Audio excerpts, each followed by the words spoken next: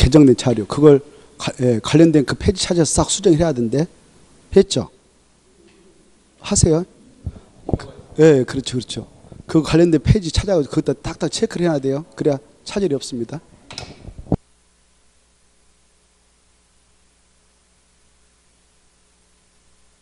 자, 이어서 보겠는데요. 개정된 내용은 좀 수정해서 공부를 하십시오. 쭉 넘어가시면 어디를 볼 수 있냐. 저기 16페이지 한번 보실래요? 16페이지 제4절이 나올 것입니다. 찾죠? 제4절 보면 국가계, 광역도시계획, 도시군계획의 관계 이렇게 되어 있죠. 이 관계는 잘 나오니까 꼭 봐두셔야 돼요. 특히 2번에 1번 상위 계획의 우선 적용, 광역도시계획, 도시군계획은 국가계획에 부합된다. 자, 이거 보십시오. 이 여러 가지 행정계획 중 바로 여기에 국가계획이 위치합니다.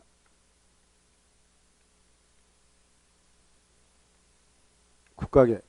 그래, 이 국가계획은 광역도시계획보다는 더 높다. 광역도시계획은 국가계획보다 하위계획이다 이렇게 하십시오. 그래서 이 국가계획이 뭐 지역에 확정이 되어 있다, 확정이 됐다. 그러한 상태에서 이 안에 들어가서 광역도시계획을 수립하게 될 때는 이 계획이 상위계획이니까 이 광역도시계획은 국가계획에 부합하게 만들어야 되고, 만약 국가계획 내용과 광역도시 내용이 서로 다르면 국가계획을 우선한다 이렇게 하십시오.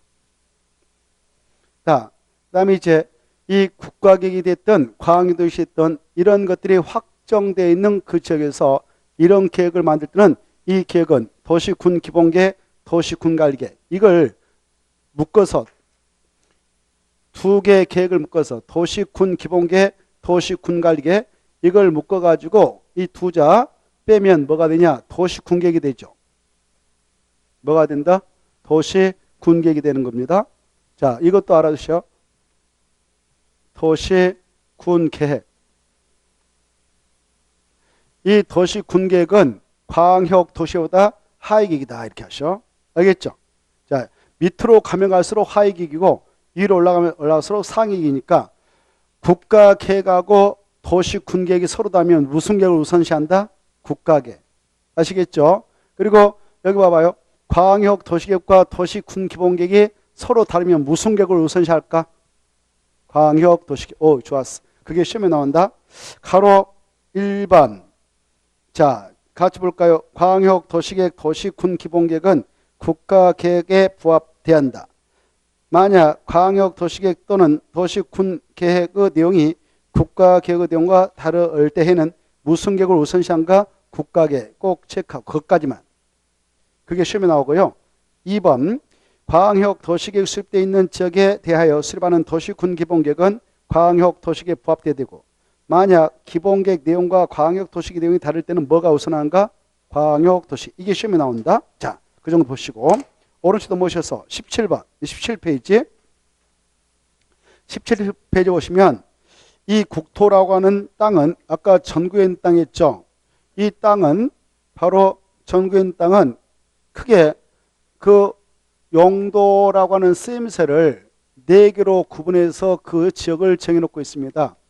용도 지역은 4개로 나눠서 정해놓고 있는데 이걸 사용도 지역이라 볼 수 있어요. 사용도 지역.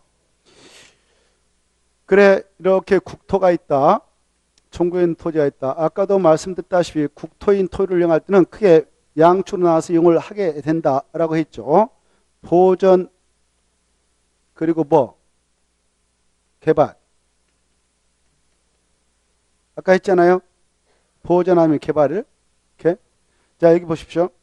그래서 이 국토라고 하는 토지는 이렇게 개발 아니면 보전 양축으로 나눠서 이용을 하도록 이미 정해놓고 있는데 행정청에서 국토교통부장, 뭐 시도사, 대도시장 이분들이 이미 땅의 쓰임새를 결정해 놓고 있는데요.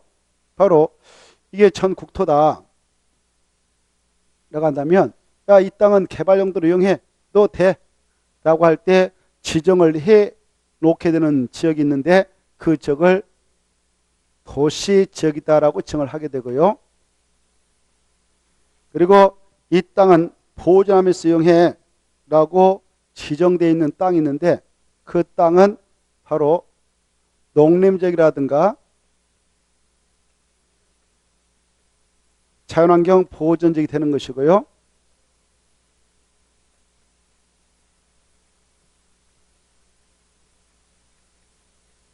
그리고 자, 이 땅은 보존을 하되 제한적으로 개발을 허용하겠다라는 완충지대로 지정된 땅이 있습니다.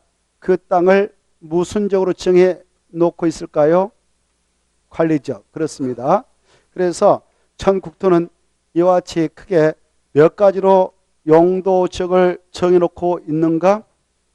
네 가지다 이렇게. 다만 다음에 우리가 또 공부를 하겠습니다마는 이런 것들을 우리의 땅에다 결정해 지정해 나갈 때는 아까 말씀드렸다시피 바로 이 도시군가로 결정해서 하거든요.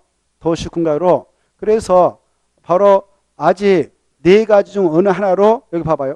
네 가지 중 어느 하나로 아직 결정나 있지 않는 땅도 있을 수가 있다. 이렇게 하셔. 이런 지역은 여기 봐봐요. 이런 용도지역이 아직 지정되지 않았다. 안일미해서 미지정적 이렇게 표현해요. 뭐라 한다? 미지정적. 그래서 전국토는 일단 용도지역이 결정되어 있다면 네 가지가 있다. 네 가지. 크게 도시지역, 관리지역, 농림지역, 자연보존지역. 그러나 아직 네 가지 중 어느 하나로 용도가 결정나 있지 않는 지역도 있을 수 있다. 없다? 있다. 그런 지역을 뭐라 하자? 우리끼리 미지정지라 하자. 이렇게 좀 새겨 두시면 좋겠고, 자, 이때 이쪽으로 내려오면 내릴수록 보존성이 강해져 가지고 개발하기가 쉽지 않으니까 땅값 형성은 낮게 형성되어 거래되고 있고, 이쪽으로 가면 갈수록 개발이 쉽고, 그러니까 바로 토지 용도가 높아져서 토지 가격의 형성 정도는 높아지고 있다. 비싸게 거래되고 있다. 이렇게 하시면 되겠고, 자, 여기서 이제 시험 공부로서 거기에 있는 그 도시적, 관리적, 농림, 자연 보존적 그 옆에 있는 것들을 지정 목적이라 합니다. 그러면 이 도시역은 어느 지역에다 어떠한 목적을 가지고 지정을 해놓고 있는 지역이냐, 그 뜻을 여러분 짝짝이서 봐두셔야 되겠다. 알겠죠? 여기 나와 있습니다. 느낌이 와야 돼. 여기 봐봐. 전국에 있는 토지 중 현재 인구와 산업이라는 것은 들어봐요. 산업이라는 것은 상업과 공업이다 이렇게 생각해. 뭐라고요? 상업하고 공업. 그래, 인구와 산업이 현재 밀집해 있어. 또 밀집이 예상되는 지역. 그러면 이것 중 무슨 쪽으로 정한 게 합당하겠습니까? 도시역이죠. 그렇죠? 그래서 도시역은 인구와 산업이 밀집되어 있다. 현재입니다. 밀집이 예상된다. 장래입니다. 그런 적이 있다. 그런 적이 있다. 정 것이 뭐냐? 그러면 도시역이다. 지정하는 이유는 뭐냐? 개발. 가장 먼저 나온 것이 개발이죠. 그래서 개발해가지고 오래되면 또 정비도 하죠. 그리고 안전사고 발생하지 않도록 관리도 해야 되겠죠. 도시역은. 그리고 다 개발하면 삭막하니까 보존도 필요한 적이기도 하다. 이렇게 나와요. 그래, 이 도시적은 다시 네 가지로 세분해요. 하나, 둘, 셋, 네 개. 그래서 여기 봐봐. 이 사람이, 인구, 사람 인자잖아요. 사람이 살 수 있는 주택지가 필요하겠죠. 그래서 주거지역이다라고 지정해주고, 상업지역이다라고 상가건물 지도록 지정해주고, 공장 또 질 수 있도록 공업지역이다라고 지정해주고, 또 다 개발하면 삭막하니까 이 땅은 보존해라 해서 정한 땅이 있다. 녹지역이다. 그래, 이 도시는 이와 같이 네 가지로 세분되어진다 이렇게 하셔요. 몇 가지가 있다? 네 가지. 주거적, 상업적, 공업적, 녹지적으로 세분이 되어지고 있다. 이렇게 알아주시면 좋겠고, 그때 1번 아까 도시적은 네 가지로 세분되어진다 했지 않습니까? 예, 거기다가요 하나 써요. 뭐라고 쓰냐? 56페이지에 그렇게 써놔. 거기다 써놔요. 일단 넘어가지 말고 거기다 써놓고 봐봐요. 공부할 때 여러분 복습할 때 편하게 보시라고 거기다 써놔. 몇 페이지 보시라고? 56페이지 그렇게 써놔. 도시역 옆에다가 56페이지 이렇게. 그래, 56페이지 보면 그 내용을 우리가 볼 수 있어요. 여러분이 복습할 때도 그런 식으로 좀 보시라 그 말이에요. 그래야 빨리 이 법을 잡아갈 수 있거든. 알겠죠? 그래? 도시역은 다시 몇 가지로 세분된다고? 네 가지. 주거적, 상업적, 공업적, 녹지로 세분된다. 이렇게 하셔요. 이왕이 나왔으니까 가서 한번 봐봐요. 이제 56회 보면 바로 그 내용이 나오죠. 이것도 시험에 나왔습니다. 작년, 재작년도 이게 한 문제 있어요. 들어보세요. 어떻게 나왔냐 문제가 이렇게 도시 지역에 속하는 용도적이 아닌 것은 이게 문제였어. 1. 주거적 2. 상업적 3. 공업적 4. 녹지적 5. 관리적. 몇 번이었겠나요? 그렇죠. 이것은 도시역이 아니지 않습니까? 이렇게 한 문제 나왔고 정년에는 이렇게 나왔습니다. 지문에 도시역은 주거적, 상업적, 공업적, 녹지로 세분 지정할 수 있다. 이렇게 나왔습니다. 맞죠? 이렇게 네 가지로 세분 지정할 수 있다. 세자가 가늘세 나눌 뿐이니까 세분 지정할 수 있는 거 맞습니다. 그래 56페이지 가서 보니까 이 주거적은 다시 주택용 여기 주거적이다라고 정의됐는데 주거적도 바로 똑같은 용도의 주택인 건축물이 들어서는 땅일지라도 주택도 규모가 있는 것입니다. 그리고 구조상 이것은 소유권이 하나만 인정되는 단독돼 있고 또 소유권이 하나 주택 내 구분 소유권이 2개 이상 인정돼서 공동돼 있는 것이에요. 그래서 야 여기는 단독택 위주로 여기는 공동택 위주로 여기는 공동택이라도 제 4층이 아닌 연립택 위주로 여기는 뭐 5층부터 29층의 중층주택 중심으로 저기는 뭐 중고층으로 짬뽕으로 줘도 된다. 이렇게 쪼개지게 돼요. 그걸 또 잘잘하게 땅의 쓰임을 세 번을 쓰는데 그 용도죠. 크면 다시 6가지로 쪼개지고 있다. 이렇게 하셔요. 몇 가지가 있다고요? 6가지. 그래 이 주택을 구조를 기준해서 나누게 될 때는 단독주택과 공동주택 두 가지가 나옵니다. 이렇게 두 가지로 구분해서 이용을 하도록 하자라고 지정할 때는 전용 주거적이라고 지정합니다. 전용 주거적. 그때 전용 주거적은 다시 일종 위주로 쪼개서 세 번 지정하게 됩니다. 일종, 2종, 3종은 없다. 이것도 아시고 일종은 단독주택 중심으로 양환 주거환경을 보호할 필요가 있는 지역에 정해서 야, 이 땅은 주로 단독택만 줘라 이렇게 규제해버립니다. 알겠나요?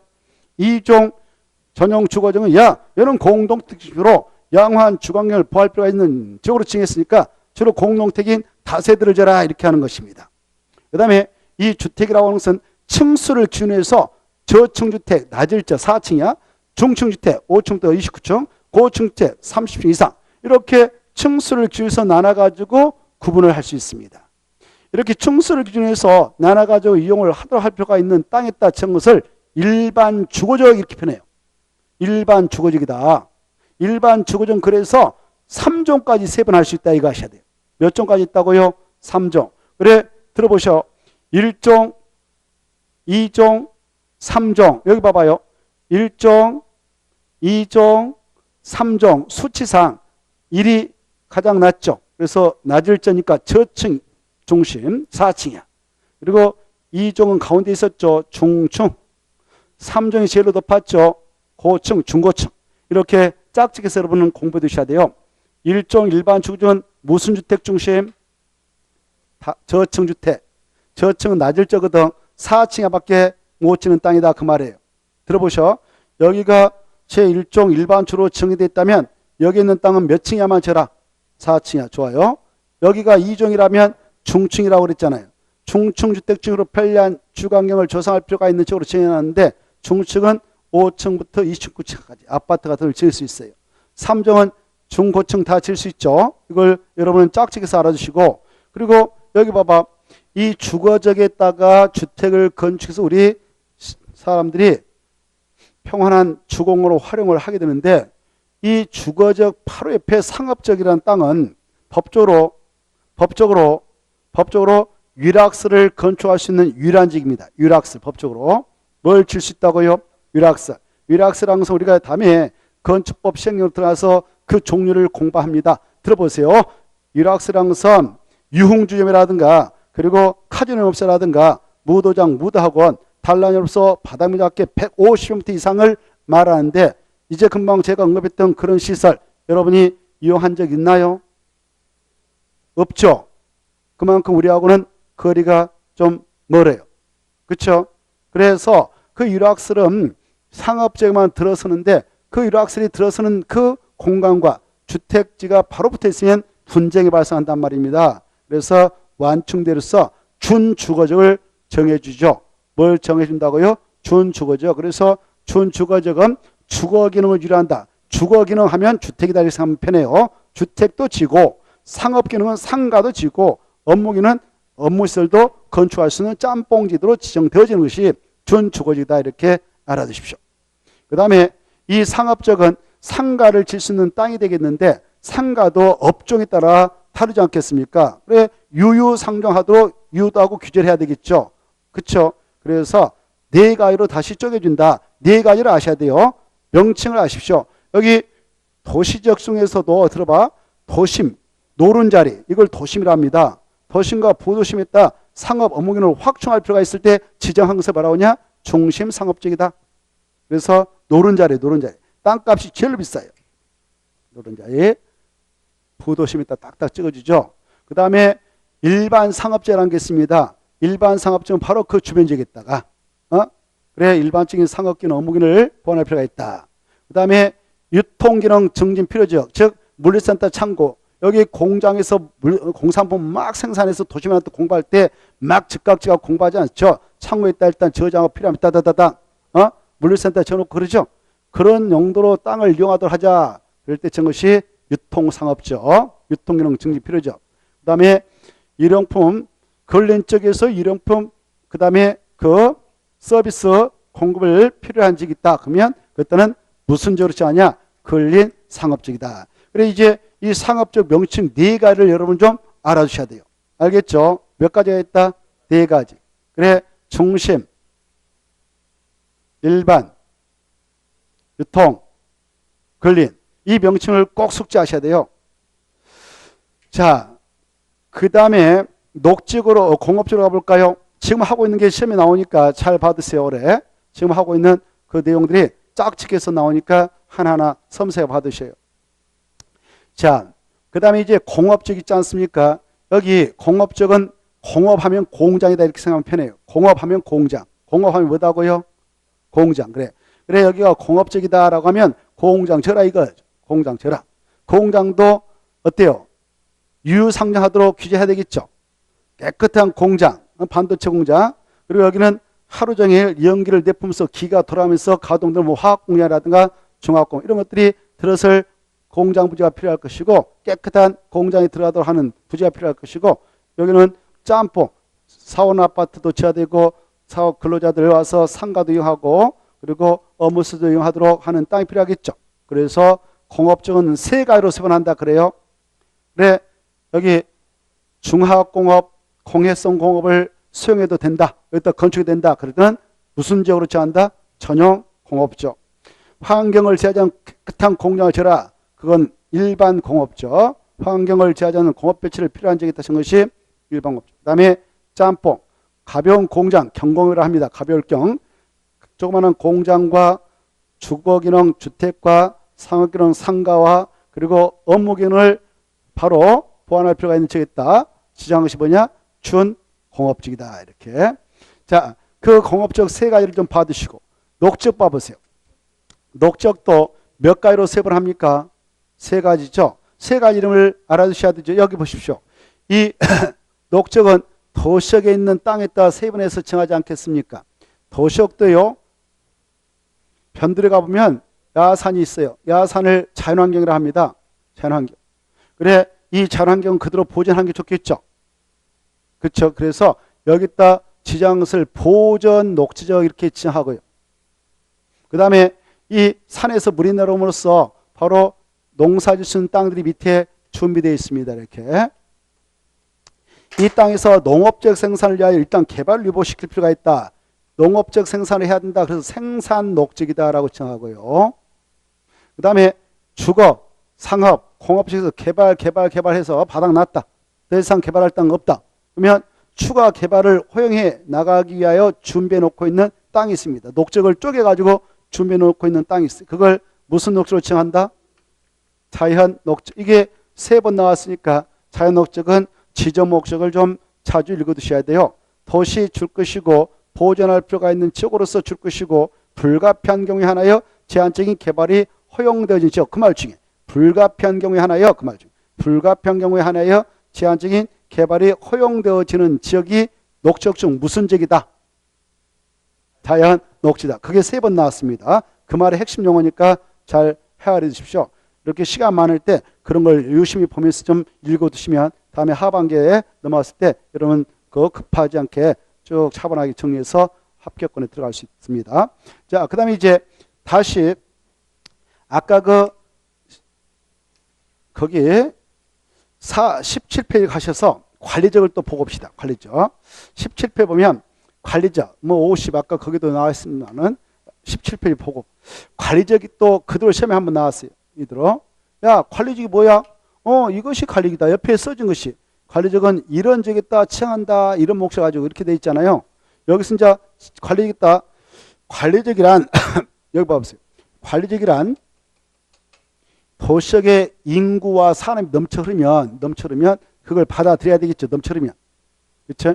네, 도시역의 인구와 산업을 바로 그 수용해서 도시 지역에 준하여 관리가 필요한 적이 있다든가 그런 적이 있다 칩니다. 또 봐봐요.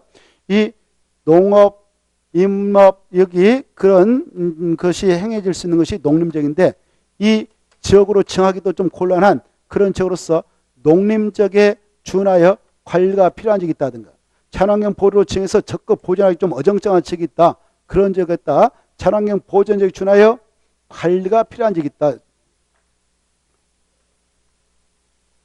그럴 때 지정해 나가는 것을 관리적이라 한다 이겁니다.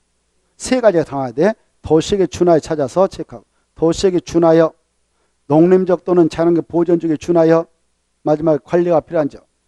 자, 3가지를 꼭 받으시오. 무엇에 준하여 도시적, 농림적, 자연환경 보존적 그 말을 탁탁 유심 받으셔요.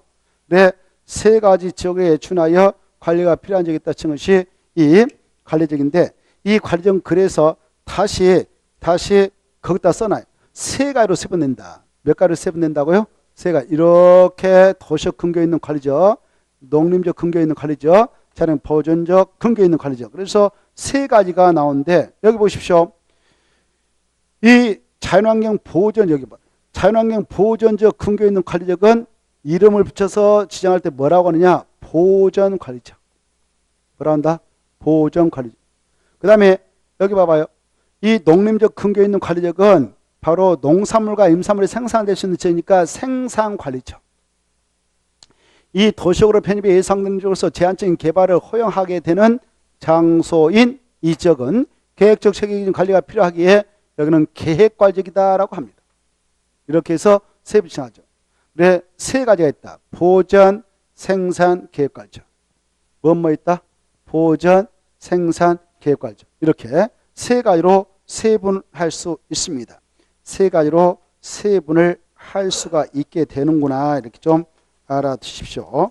그런 내용은 바로 57페이지에서 볼 수 있죠. 거기다 써놓으세요. 57페이지 이렇게. 57페이지. 됐죠? 자, 57페이지 가서 또 볼까? 거기 보면 57페이지 가로 2번 관리적이 나와 있죠. 관리적은 아까 했으니 읽어보시고 밑에 3가지가 있다. 계획관리, 생산관리, 보존관리. 보시죠. 계획관리 다 줄 거 봐요. 계획관리적은 도시적으로 편입이 예상되는 지역 그 정도 보시고 마지막에 계획적 체계적 관리가 필요한 지역 그때 한번 체크하고 생산관리적은 농업이목 어업생산 거기다 줄 것이고 밑에 농림적으로 지정하여 관리가 곤란한 지역 그기다 줄 것이고 보존관리적은 바로 밑에 보존이 필요하나 그기다 줄 것이고 그리고 마지막에 자연환경 보존지로 지정하여 관리가 곤란한 지역 그기다 줄 것이어서 그런 말이 보면 용도적이 딱딱 떠올라야 돼요. 짝짓해서 알아주십시오. 자, 그 다음에 이 아까 그 위에 녹지기 있죠. 밑에 지금 관리적 있잖아요. 57페이지 보고 계신가요? 이 녹지적 있지 않습니까? 아까 3가지 있었죠. 그 명칭하고 관리적 명칭은 구분하십시오. 보존관리, 생산관리, 자연녹지기 있다. 그러면 틀려요. 다시 한번. 관리적은 보존관리, 생산관리, 자연관리적 있다. 그럼 틀려요. 관리적은 뭐 있다고요? 보존, 생산, 계획관리 있다. 명칭을 정확하게 하셔야 돼요. 과거에 시험에 나왔습니다. 이렇게 나왔습니다. 들어보세요. 관리적은 보존관리적, 생산관리적, 문화관리적으로 세 번 정할 수 있다 이렇게 나왔어요. 틀려요. 문화관리적은 없어요. 계획관리적 있죠. 그래서 약자로 머리자 따가지고 보생계 해가지고 연상했으면 좋겠어. 뭐라고요? 보생계 이렇게 보생계 관리적 있다. 그런데 녹적은 보생자 머리자 따서 보생자 체크. 녹적은 보생자 바로 위에 있죠. 위에. 자, 그리고 이미 우리가 한번 체크한 바 있을 겁니다만은 이 관리적과 녹적은 몇 층에 앞에 붙일까요? 4층이야. 4층에 앞에 붙인다. 이것도 미리미리 체크해서 좀 알아주시고, 그 다음에 죄송합니다. 농림적 있죠. 농림적은 자 지정 목적이 간단 명료합니다. 먼저 이것부터 하셔야 돼요. 여기 봐봐요. 도시적, 아까 관리적, 농림적, 자연 보존은 급이 같은 용도적이 급이 같다. 급이 같으니까 중복에서 정할 수 없는 거예요. 도시적을 정하는데 그랬다 농림적이다라고 중복에서 정할 수 없단 말이에요. 급이 같은 것은. 용도적은 중복 정할 수 없습니다. 고로 이 농림적은 도시적 안에다 정한다. 도시적이 아니적에다 정한다. 도시적이 아니죠. 그 말 체크. 도시적이 아니죠. 찾았나요? 농림적 봐봐요. 도시적에 속하는 속하지 아니하는 그 말 체크. 속하지 아니하는 지역을 찾아서 정하는데 어떠한 장소에다 정하냐? 자, 이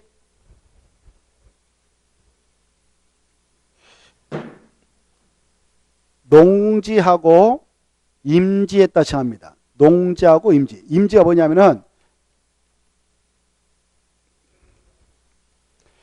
과거에 이 용어를 만들 때 농림적이다 이 용어를 만들 때는 산 있지 않습니까? 산을 임지라고 표현했어. 숲이 있는 땅을 산이라지 않습니까? 그래 지금은 이걸 쓰지 않아. 봐보세요. 지금은 산을 표현할 때 그냥 산지 이렇게 표현해. 산지. 뭐라 한다고? 산지. 그래. 이렇게 산이 있다. 이런 산을 지금은 용어를 바꿔버렸어. 산지라고. 산지. 왜 산지를 바로 대상으로 해서 바로 지정하기도 하고 농지를 대상으로 정하고 있는데 바로 그걸 농림적으로 정을 하죠. 근데 이 지정을 하게 되는 이 장소는 보존을 위주로 이용을 하도록 규정해서 정한 만큼 이렇게 농지가 있다. 전국에 있는 농지. 이때 농지도요. 하천이 있다 가정합시다. 주변에 경지정리 사업을 마침 바둑판처럼 생긴 농지가 있다 합시다. 논입니다. 계단식으로 된 농이 있어요. 그랬을 때 이 농지법에 의하여 이 농지를 보존해서 개발 못하게 막고 후대한테 물려줄 필요가 있다. 그럴 때는 그 지역의 시도사가 농지법 근거하여 야 여기는 농지 보존하고 개발 함부로 못해 라고 할 때 지정을 해서 규제하고 있는 장소가 있는데 그걸 농업진흥지이다 이렇게 해요. 뭐라 한다? 농업진흥지. 농업진흥지 안에 편입된 농지는 개발 함부로 못해. 농업진흥지가 밖에 있는 것은 농업진흥지 아니까 개발이 쉬워. 이렇게 양자로 이해를 하시면 되는데 이러한 농지 중에서도 농업진흥지에 안적있다 농림적을 정한 게 아니라 농림적은 여기다 정한다 그 말이에요. 여기다 농업진흥지 알겠죠? 그리고 이제 이 임지 중에서도 산지 중에서도 이와 같이 보세요. 이 산지를 대상으로 해서 적용되는 법이 있는데 그걸 산지관리법으로 합니다. 산지관리법. 이 산지관리법이 근거하여 산림청장이 전국에 있는 이게 산지라 합시다. 전국에 있는 산이 있는데 산지가 있는데 그중에 나무들이 잘 자라고 있어서 공익으로 이걸 개발 못해 막을 필요가 있다. 그러면 법의 절차를 거쳐서 산림청이 야 이거 개발 못해. 그럴 때 정것이 보존산지. 뭐라고요? 보존산지. 그래서 여기 봐보세요. 이걸 좀 봐두셔. 이때 전국에 있는 산지 중 이렇게 보존산지로 지정고시한 산지, 애의산지는 개발이 쉬운 준 보존산지가 돼요. 그래서 전국에 있는 산지는 두 가지로 나눠진다. 준 보존산지하고 보존산지로 구분된다 이렇게 하시고 그러면 이 산지 중에서도 농림적은 여기에다 정한다. 준 보존산지에다 정한다. 보존산지 이거에 자, 두 가지. 그래 농림지역이란 도시역에 속하지 아니하는 그런 지역인데 농지법상 농업진흥지역과 산지법상 보존산지인 지역에다 지정해서 여기 농업, 임업 이걸 합해서 농림업을 진흥시키고 산림을 보존해 나갈 필요가 있을 지역에다 지정한다. 이렇게 받으십시오. 됐죠?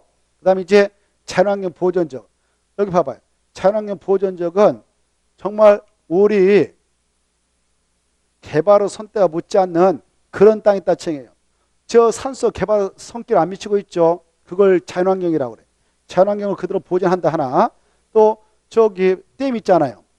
충주댐, 팔당댐 뭐 이런 거 있잖아요. 이 댐을 수자원이라 하죠. 수자원을 보존하기 위해서 그 주변 땅에다 자연환경 보존이다라고 칭해서 묶어놓고 있고요. 그 다음에 해안이 오염되면 수산물 우리가 해산물을 먹을 수 없습니다. 그래서 해안 보존을 하고자 할 때도 묶어놓고 자연환경 보존으로. 그 다음에 상선을 보존한다. 그리고 불국사 뭐 등등 이런 것도 사찰이 문화재 아닙니까? 문화재를 좀 보존할 필요가 있다. 그럴 때 정것이 자연 보존입니다. 더 나아가서 바다에서 생산되는 수산자원 보호 육성을 위해서 필요할 때도 지정한다. 7가지 목적을 가지고 지정을 해 나가고 있는 것을 자연 보존. 약조로 아무튼 좀 읽어두시고. 자, 여기서 또 하나 봐봐요. 여기 봐봐. 보시다시피 여기 보십시오. 보시다시피 이 크게 보면 도시적, 관리적, 농림적, 자연보존적 있는데 이런 4가지 용도적 중 무슨 적과 무슨 적은 더 이상 세분 못하는가? 농림적과 자연보존적은 보존성을 요구받고 있는 지니까 더 이상 세분을 하지 않습니다만은 여기 도시적과 관리적은 세분이 되어진다. 이렇게 좀 비교를 해 두셨으면 좋겠습니다. 자, 그리고 넘어가서 보시면은 쭉 넘어가셔서 보면은 60페이지 60페이지를 일단 봐보세요. 60페이지를 보시면 용도적 지정 효과가 나 있죠. 보고 계신가요? 자, 이런 용도적을 우리는 딱 지정하게 되면 행위자이 가해집니다. 그때 행위자는 무엇을 통해서 정해놓고 있냐? 대통령령. 동그라미 1번 체크. 대통령령. 동그라미 1보면 용도적에서의 건축물 가로컨대에서 건축물이나 그 밖의 시설의 용도, 종류, 규모 등의 제한. 그것다 쭉 봐요. 건축물부터 제한까지 줄 쫙 거. 건축물부터 제한까지 밑줄 쫙 거요. 그걸 약조로 행위자 이렇게 써놔요. 같은 말로. 행위자. 같은 말로 행위자. 그래 이것보로 용도지라고 그랬어. 이제 금방. 이런 용도적 안에서의 행위자에 관한 사항은 뭘로 정한다? 그 대통령. 그래. 대통령령은 여기 들어봐요. 대통령령은 이 법률 시행령을 말해. 시행령. 국토개법률 시행령. 그래 대통령령은 시행령 말하는데 그러면 어떻게 규정하느냐? 대통령령에 떠넘쳐가지고 보니까 071조 2항 이렇게 돼 있잖아요. 오른쪽 봐봐. 오른쪽도 보시면 61페이지가 있습니다. 61페이지 용도별 건축 제한이 보이죠. 보고 계신가요? 자, 그러면 071조 1항이 볼 거예요. 0이 곧 대통령령이에요. 0이 곧 대통령령이에요. 그래서 이 표는 대통령령에서 정하고 있는 표예요. 1번. 여기 아까 제1종 일반 제1종 전용 주거지인 땅이 있다. 그러면 야 이것만 건축할 수 있어. 이거 아니면 건축 못한다라고 제안을 하고 있어요. 이 표는 대통령령 제71조 1항 표에서 정하고 있는 표입니다. 이것에 따라 행위자를 받고 있다 이렇게 하는 거예요. 이해되죠? 자, 이 표는 참고로 보시면 되는데요. 그 내용이 상당히 많습니다. 많은데요. 자, 62페이지 하나 볼까? 62페이지 보면 제1종 일반 주거지 1종에다 체크봐. 1종 일반. 1종 일반 주거지에서 건축할 수 있는 건축물은 박스 안에 있는 것들을 건축할 수 있는데 몇 층에 밖에 못 친다? 4층이야. 4층 이하를 저층주택이라고 그래요. 저층. 뭐라 한다? 저층. 낮을 저 이렇게 저층. 그 정도 보시고 넘어가 보시오. 넘어가셔서 쭉쭉쭉 넘어가요. 쭉쭉 넘어가면 66페이지 6번 준주거지역 안에서는 건축할 수 없는 건축물을 규정하고 있죠. 없는 체크해. 없는 거. 있는 거 아니라 없는. 이것은 건축할 수 없고 나머지는 지을 수 있다. 상업적도 그래. 7번 중심 상업적에서도 건축할 수 없는 때 체크. 없는. 이거 지을 수 없어요. 나머지는 건축할 수 있다 이거죠. 8번 넘어가 봐요. 일반 상업적도 없는, 유통상업적도 없는 9번. 그 다음에 10번 권리상업적도 없는 체크해봐. 빠른 속도로. 이거 뭐 시험에 안 나오지만 이해를 도모하겠어. 그 다음에 쭉 넘어가셔서 저기 바로 72페이지 13번 준공업적도 없는. 그 다음에 쭉 넘어가셔서 바로 78페이지 계획관적은 자 중요표. 계획관적은 없는 체크. 계획관적 안에서 78페이지 건축할 수 없는 건축물에서 가번만 중요표. 몇 층을 초과하는 것은 절대 안 된다. 4층을 초과하는 것은 절대 안 된다. 그 말은 4층 이하는 된다. 그 말이에요. 4층 이하는 된다. 그 뜻을 이해하시죠? 초과하고 이하는 달라요. 4층을 초과한다. 그 말은 5층, 6층, 7층을 말해. 이거 안 된다. 그 말이에요. 어떠한 것도 안 된다. 자, 그 정도 이해하시면 좋겠고요. 넘어가서 보시면 바로 80페이지가 나올 것입니다. 80페이지 보시면은 바로 21번 나와있죠. 21번이 한번 시험에 나왔다 이거 아닙니까? 여기 자연환경 보존적은 보존성이 센 땅이에요. 하지만 여기도 우리 국민 중 농민들, 어민들, 원주민처럼 거기서 살고 계신 분들이 많습니다. 그분들에게 정말 필요한 것은 옷 있습니다. 식량이 있을 겁니다. 주택이 필요하죠. 그래서 그분들에게 필요한 농가 주택하고 어가 주택, 이걸 농어가 주택이라고 그래요. 이 주택은 건축을 허용받습니다. 그리고 이분들이 아이 낳으면 초등학교 모르면 애들 교육하는데 어려움이 있으니까 초등학교는 된다. 이렇게 두 가지를 받으시고, 오른쪽에 있는 것은 조례가 허용하면 건축할 수 있고 조례가 허용하지 않으면 건축을 못하니까 그건 참고로만 보시고, 두 가지 중 한번 기출된 바 있으니까 한번 눈으로 찍어놓으면 좋겠고, 81페이지 보면 시험에 나올 수 있는 것들을 81페이지 손 4개 있을 거예요. 중요표. 81페이지 그 손이 있죠. 손 4개는 아주 중요하니까 그거 1번 첫 번째 손은 작년에 그리고 3년 전에 한번 나왔어요. 아파트를 중에 아파트 거기다 체크해요. 아파트는 한마디 써봐요. 뜻을 하나 써놓으세요. 불러드릴게요. 아파트 뜻이 뭐냐 그러면 주택으로 쓰는 층수가 5개층 이상인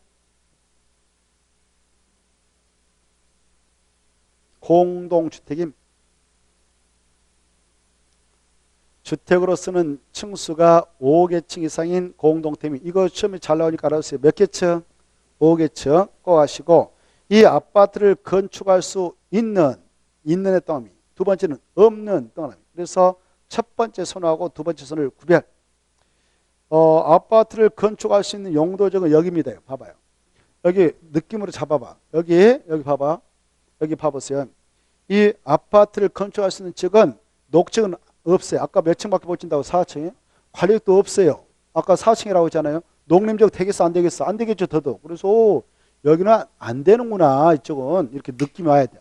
아파트를 칠 수 있는 땅은 주거적, 상업적, 공업적에서 찾아야 되구나. 이렇게. 그리고 이 주거적 중에서도 아까 바로 들어봐요. 아까 제1종 전용 주거적은 단독주택 정식을 했어요. 그러니까 아파트는 공동택이니까 전용 1종은 안 되는 거예요. 1종. 또 일반 주거적 중 1종은 4층에 밖에 안 됐죠. 그래서 그게 안 돼. 그래 주거적 중 1종 무조건 안 된다. 그렇게 생각합니다. 주거적 중 어디든 아파트 안 된다고요? 1종 전용 1종 일반 안 된다. 그다음에 된다. 상업적 중 물류센터 창고만 져라. 그런 땅은 안 돼. 그게 유통상업적이었거든. 그게 안 되고 세 가지 돼. 그다음에 이 공업적 중 산아파트도 전체에서 이용해도 된다라는 준공업적이 있어. 거기만 되고 전용 공업적, 일반 공업적 안 되는 거예요. 그래서 첫 번째, 두 번째 선을 좀 정리하고 세 번째 선을 단독택. 이 많은 지역에 있는 땅 중 무슨 지역에서는 단독택을 건축할 수 없는가? 그렇습니다. 아까 물류센터 창고를 절하라는 유통상업적 있잖아요. 거기는 안 되는 거예요. 그리고 연기나고 화학공장 절하라는 전용 공업적 안 되는 거예요. 알겠죠? 그거 중에 그 다음에 밑에 유락설. 아까 유락설은 어디다만 허용된다고 그랬어요? 상업적. 상업적 네 가지가 있죠. 중심, 일반, 유통, 근린, 상업적. 여기까지. 이렇게 해버리면 이 파트는 여러분이 잘 정리했다고 볼 수가 있는 것입니다. 시험 공부로서. 그리고 가로 2번 보면 용도접별, 건폐가 용용률 이런 게 나와 있지 않습니까? 자, 이왕에 한 짐에 거기까지 한번 연결해서 볼까요? 이 용도적, 조금 전에 우리는 용도적 안에서 허용되어지는 건축물을 그냥 가볍게 보았어요. 시험에 나올 수 있는 것들만 체크봤는데 그런 것들을 여기서 허가 등을 받아서 건축할 때는 건축물을 건축하는 건물주가 자기 마음대로 하늘을 찌르게 올릴 수 있다 없다? 없습니다. 규제받습니다.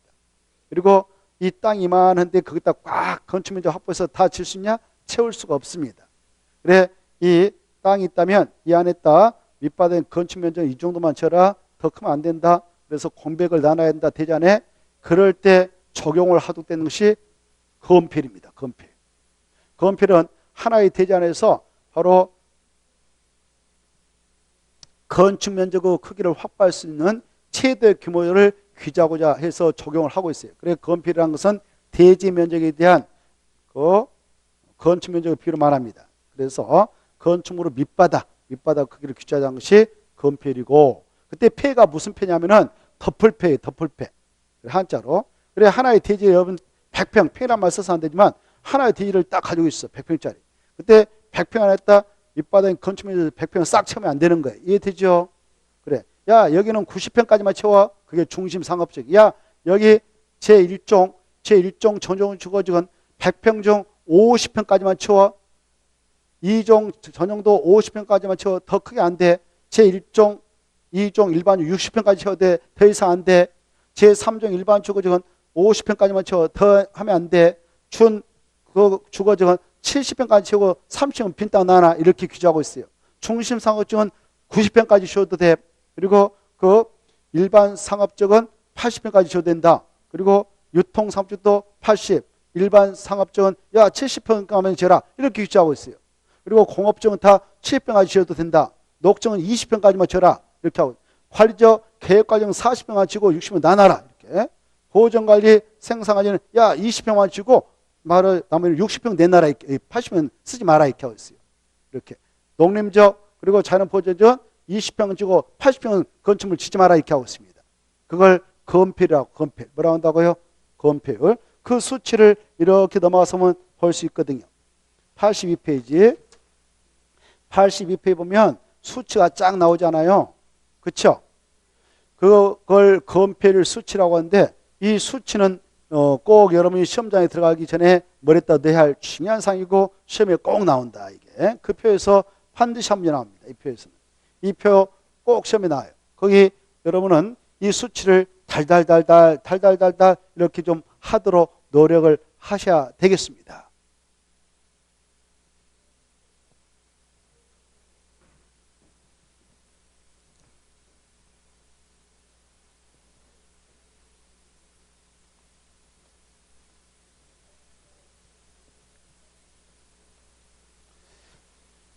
자, 이제 금방 이 하나의 대지 안에서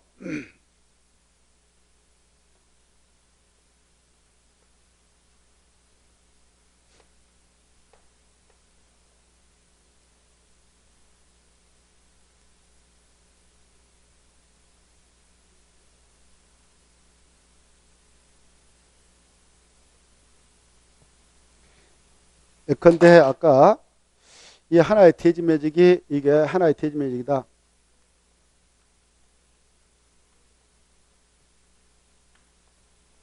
팩이란 말 써서 안 되지만 100평짜리가 있다.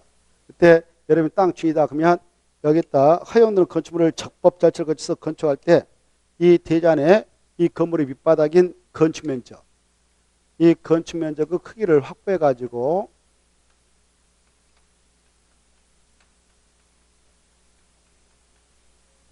층층이 건물을 올려서 건물을 지는 경우가 있잖아요. 이렇게.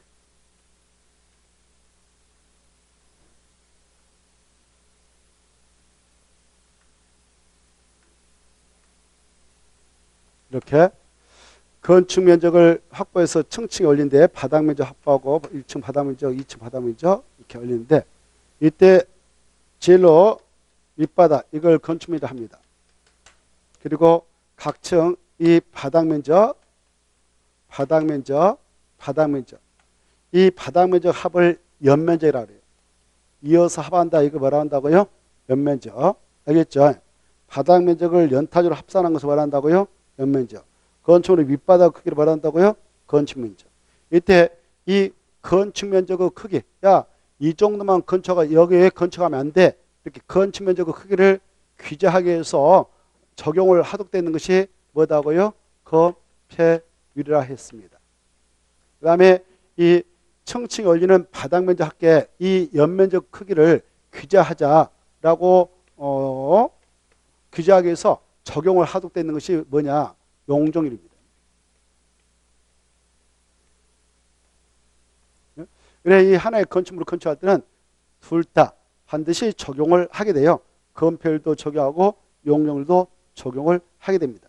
이 두 가지의 적용이 있게 될 때 건축물을 건축함에 있어서는 두 가지를 적용한다 했는데 두 가지 중 어떠한 것을 적용하게 되면 간접적으로 건축물의 높이까지 규제해버리냐? 용적률이에요. 용적률. 뭘 적용함으로써 간접적으로 높이까지 규제해버린다고요? 용적률. 네, 이 용적률은 건축물의 수직적 규모도 규제하지 않습니까? 수직 규모를. 그래서 건축물의 높이를 간접적으로 규제하는 성질을 가지고 있는 것은 건폐율이다, 용적률이다? 용적률이다. 이것도 좀 알아주세요. 자, 이때 건폐율은 정확하게 뜻이 뭐냐? 대지 면적에 대한 무슨 면적 비율이다고요? 건축 면적 비율.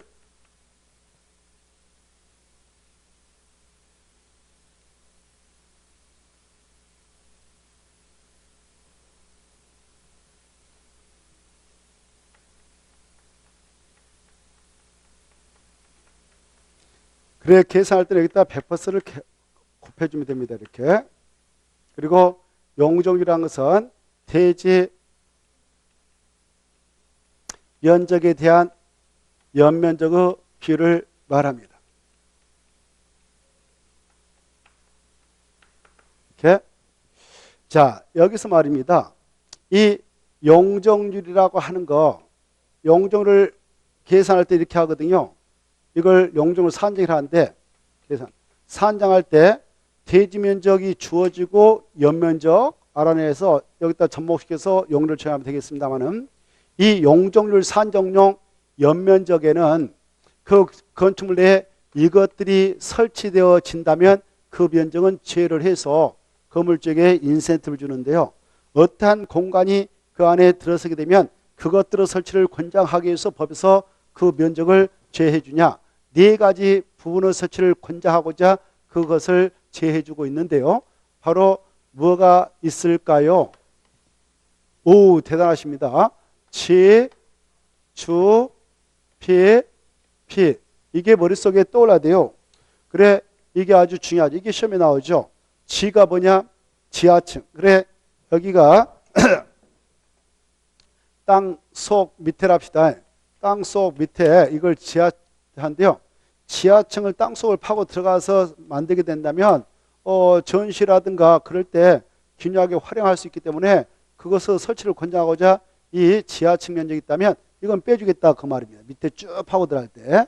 그래 지하층 면적 무조건 용도와 보관하게 다 제해주고 이 지상 부속용 주차장 설치를 권장해서 주차난을 해소하고자 지상 부속용 주차장이 들어서게 된다면 이 건축물의 지상에 1층에 있던 부속용 주차장을 확보했다 하면 이것도 그 하나의 건축물 그 연면적 계산할 때 포함되지만 용적률을 계산해 나갈 때는 제외를 해주겠다 그 말입니다. 그 다음에 이 건축물의 피해 안전구역을 설치하게 되면 그 면적도 제외를 해주고 대피공간을 만든다면 그것도 제외를 해주겠다 이렇게 하고 있죠. 무엇을 할 때만 이걸 제외하느냐? 용적률 산정 시 연면적. 이때 원래 연면적 뜻이 뭡니까? 그렇죠. 이 뜻은 하나의 건축물이 있다면 지하층과 지상층이 있다. 예컨대 각 층 바닥 면적 크기가 이것도 50평, 평이란 말 써서 안 되지만 이것도 50평. 그러면 하나의 건축물로 각 층 바닥 면적을 싹 합산한 것이 연면적. 하나의 건축물의 각층 바닥 면적을 싹 합산한 것이 연면적인데, 그러나 용적률 산정 시 분자에 나오는 연면적은 바로 이 전체적인 연면적에서 이것이 있다면 빼준다 그 말이죠. 알겠죠? 이게 중요하단 말이에요. 자, 이게 키포인트예요. 자, 여기서 이제 이 건폐율과 용적률 뜻을 정확하게 이해해 두었다면 우리가 해야 할 일은 뭐냐? 각각의 용도적별로 건폐율은 얼마까지 최대한도 인정하고 각각의 용도적별 용률을 최대한도 얼마를 인정한가, 이런 수치를 여러분들이 짝짓사 알아두는 것이 시험 공부입니다. 그래, 그거 보면, 자, 그 내용을 보면 제1종 전용 주거적, 2종 전용 주거, 1, 2, 3종 일반 주거적, 준 주거적, 이 적을 싸먹어서 주거지라는데, 주거적은 일단 전체로 법률에서 70% 이하를 인정해요. 얼마요? 70%. 근데 이제 세분의 지역별로 대통령령에서 야 50, 50, 60, 60, 50, 70을 인정하겠다 이렇게 했고, 이 수치를 달달달 해야 돼요. 그리고 상업적은 전체적으로 크게 보면 90을 법률에서 인정하는데 90% 이하. 세분의 지역별 수치를 보면 중심은 90, 일반 80, 유통 80, 근린 70, 이 수치 달달달. 공업적은 법률에서 70을 다 인정하는데 세분의 지역도 똑같이 70, 70, 70 이하. 녹적도 법률에서 20을 인정하는데 세분의 지역별 이 건폐율도 똑같이 20, 20 이하. 그 다음에 관리적은 세분의 지역별로 보생은 20, 20인데 계획관리만 40. 농림 재난보증은 20, 20 이렇게 돼 있죠. 이 수치는 달달달 해야 돼. 이게 함정 나오니까. 다음에 또 하다 보면 암기법을 통해서 쫙 먼저 여러분은 그 용도적을 표를 순서대로 딱 머리에다 넣어버려야 돼. 알겠죠? 그리고 그 용적률 이번 코스에 놔놓고 용적률도요. 앞에 있는 수치는 몰라도 돼. 그거 예컨대 그 대통령에서 하고 있는 수치 보면 제1종 전용주거지는 100% 이하다 이렇게 됐잖아요. 50에서 100% 이하 이렇게 됐죠. 그때 앞에 있는 것을 최소한다라고 하고 뒤에 있는 것을 최대한다라고 그래. 그래서 최대한다만 하면 돼. 100 체크봐요. 동그라미 100% 할 때 100, 150% 동그라미 쳐봐요. 150 밑에 내려가면서 200%, 250%, 300%. 규칙이 보이죠? 50서 플러스 가죠? 그래서 3종까지는 50, 50, 50 플러스 하면 돼요. 그리고 오른쪽 넘으면 준주거중 500% 이하 그따 체크하고. 그 다음에 이 공업적으로 건너뛰어봐. 공업적도 전용 공업적 300, 일반 공업적 350, 준공업적 400. 세 개를 딱 묶어놔요. 300, 350, 400을 딱 묶어버려. 그러면 보니까 이것도 규칙이 총되죠. 50석이. 그리고 다시 상업적 올라가 볼까? 상업적은 중심, 일반, 유통, 근리 이렇게 보이지 않아요? 그렇죠. 이것도 규칙이 용돼. 그렇죠. 그렇죠. 1500 있다 또 한번 치고 마이너스 200, 1500, 1300, 1100, 900 이렇게. 그 다음에 이제 녹적으로 와볼까? 녹적은 보전만 80% 이하고 생자는 100%, 100% 이하 체크하고. 그 다음에 밑에 관리적도 바로 두 가지. 80, 80 이하죠. 계획만 100% 이하다. 그리고 농림 재난보전적은 80, 80% 이하다. 이렇게 좀 봐두시면 좋겠습니다. 그 뒤에 것만 좀 봐두시면 돼요. 자, 이와 같이 다시 앞으로 그 82페이지 봐봐요. 82페이지 보면은 가로 82페이지, 82페이지 가로 용도 지역별 건폐율과 용적률 해서 건폐율과 용적률을 최대한다는 국토의 계획 및 법률의 규정에 의한 건폐율과 용도 규정에 따른다. 다만 건축법에서 그 기준을 강화, 완화, 적용을 하도록 특별히 규정을 해 나가시는데 그 규정이 있다면 건축법이 특별법이니까 그 규정에 따라 건축하면 되는 것이고요. 이때 동그라미 1번 여기다 줄 겁니다. 밑에 보면 용도 지역 안에서 건폐 및 용적으로 최대한도는 그다 줄 거예요. 밑에 국토의 계획 및 법률에서 정하는 범위에서 그다 줄 것이고 대통령령으로 정하는 기준에 따라 줄 것이고 특광, 특특, 시군후 조례로 정한다 그다 주고 세가 안 됐다 싹 다. 그래서 이제 금방 국토의 계획 및 법률 그다 1단계 이렇게 써봐. 1단계. 1단계. 그 다음에 대통령령에다 줄 거잖아요. 2단계. 그 다음에 특광, 특특, 시군후, 조례, 도시공격조례 있었죠. 조례. 그 조례에다가 3단계. 그래, 현장에서 여러분들이 이 땅을 사가지고 또 중개를 해주게 될 때는 그 지역의 조례를 봐야 정확한 그 건폐령으로 수치를 알게 되는 것입니다. 조례. 알겠죠? 3단계로 규제하고 있으니까요. 이해가 되실라나요? 이해가 되나요? 오, 이해가 되신다면 대단한데? 여기 봐봐요. 자, 아까 이 국토의 계획 및 의한 법률, 그리고 이 법률의 그 시행령을 대통령이라 합니다. 그리고 특광, 특특, 지방의회에서 만든 규범인 조례가 있어요. 도시공격조례. 이렇게 했는데 조금 전에 용도 지역별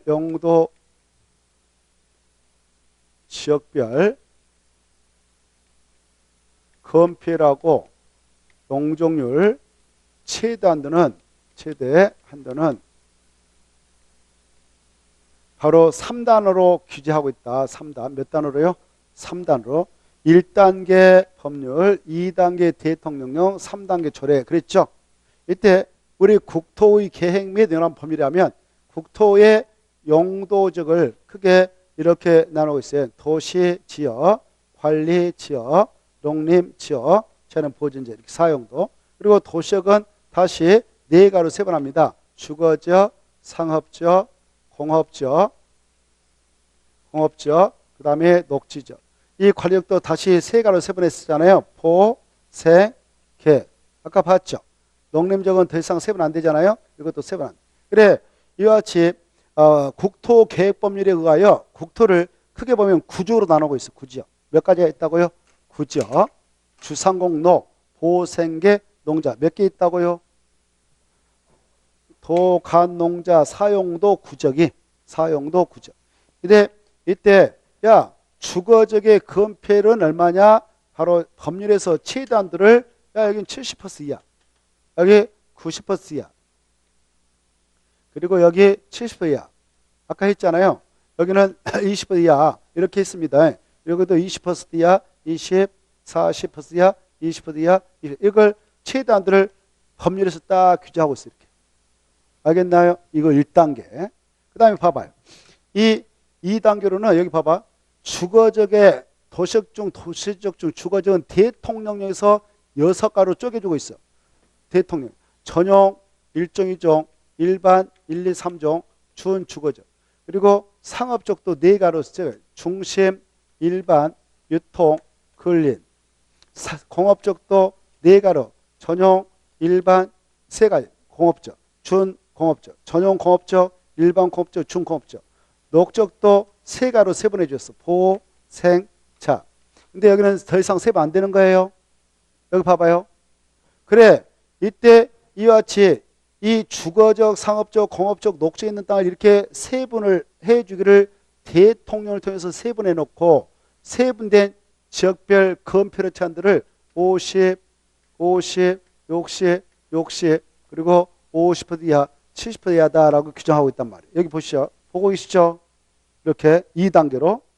그 다음에 여기 중요유구는 90% 아까, 그 다음에 80%, 그 다음에 70% 이렇게. 그 다음에 70%, 70, 20 이렇게 했었죠. 이건 대통령이 정하고 있는 거예요.